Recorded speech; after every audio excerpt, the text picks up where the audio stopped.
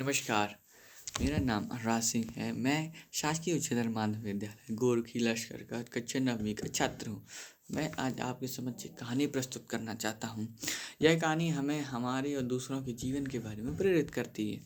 कहानी इस प्रकार है। एक बार की बात है, एक नदी के किनारे दो मछुआरे मछली पकड़ रहे होते हैं कि तभी एक मछुआरा को कुछ कांटे में फंसता हुआ दिखता है और वह तेजी से उसे निकालने लगता है। और वह देखता है कि उसके कांटे में एक बहुत बड़ी और सुंदर मछली थी। वह उस मछली को निकाल कर देखता है और कहता है कि आज तुम्हें दावत मनाऊंगा। लेकिन जो दूसरा मछुआरा बगल में बैठा होता है वह उससे जल रहा होता है और उससे वह मछली छीन लेता है और कहने लगता है, इस मछली पर मेरा हक है क्योंकि मैं तुमसे पहले आया था। वह उस मछली को छीन कर जाने लगता है कि तभी मछली थोड़ी सी जिंदा थी और उसने उसके अंगूठे में काट लिया। अब वह अंगूठे में काटने के बाद मछली वापस पानी में जाकर तैरने लगती है।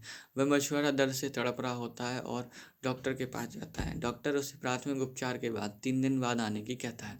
वह मछुआरा 3 दिन बाद जाता है और डॉक्टर उसे सलाह देता है कि आप अपना अंगूठा कटवा लो, अन्यथा पूरे हाथ में संक्रमण फैल जाएगा। वह अपना अंगूठा कटवा लेता है और 3 दिन बाद वापस आने की डॉक्टर कहता है। अब वह वापस 3 दिन बाद जाता है और डॉक्टर को दिखवाता है, लेकिन डॉक्टर से सलाह देते हैं कि आप अपना पूरा पंजा कटवा लीजिए वरना हाथ में संक्रमण फैल जाएगा। वह अपना पंजा भी कटवा लेता है और 7 दिन बाद वापस आने की डॉक्टर कहता है। अब वह 7 दिन बाद वापस आता है और डॉक्टर को दिखवाता है, लेकिन उसमें कोई सुधार नहीं था। उस गाँव में कोई सुधार नहीं था और डॉक्टर उसे सलाह देते हैं कि आप अपना हाथ कटवा लीजिए वरना शरीर में नुकसान हो सकता है। वह अपना हाथ भी कटवा लेता है। इतना सब होने के बाद वह वापस अपने घर जा रहा होता है। तभी वह सोचता है कि क्या मैंने कोई गलती तो नहीं की थी। अब वह उस बात को ध्यान कर रहा होता है कि तभी उसे ध्यान आता है कि उस दिन उसने मछुआरे से मछली छीन ली थी और किसी दूसरे की मेहनत पर हक मारा था।